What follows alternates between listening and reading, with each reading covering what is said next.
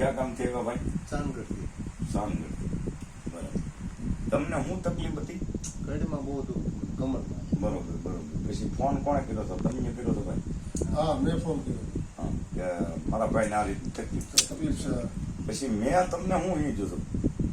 તમે એવું કીધું કે ભાઈને 21 દિવસ અગરબત્તી કરવાની. હા 21 ચાર અગરબત્તી 21 વખત માથે ઉતારી હા અને પાણી હારે 2 દીવા કરવાના છે હા 21 દિવસ સુધી. હા.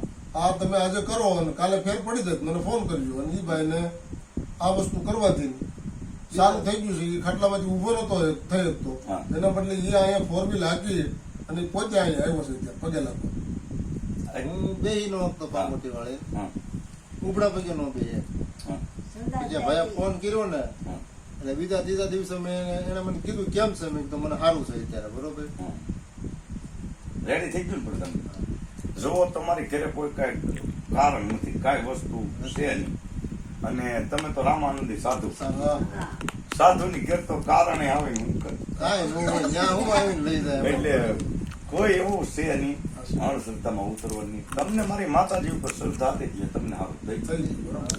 આ શ્રદ્ધાનો વિષય છે, બીજું કાંઈ છે જ નહીં. આ દુનિયાની અંદર તમે શ્રદ્ધા રાખો છે ભગવાન માતાજી બધું સારું. એને હાથ જોઈને કે પછી મારા ભાઈએ ફોન કર્યો કે એટલે અહીંયા તમને મારી મા ઉપર તમને શ્રદ્ધા છે એટલે સારું થઈ ગયું. અને હું કોઈનું કઈ લેતો નથી. મેં તમારી પાસે કઈ લીધું નહીં નહીં. હું તો ખાલી માતાજીનું નામથી રટન કરું છું, બીજું કઈ જાણતો નથી. જે કરે એ મારી મા કરે છે. દેવું પડે. મને તો એમાં કઈ ખબર પડતી નથી. જે કરે એ મારી મા કઈ કરે. જય શક્તિ માતા.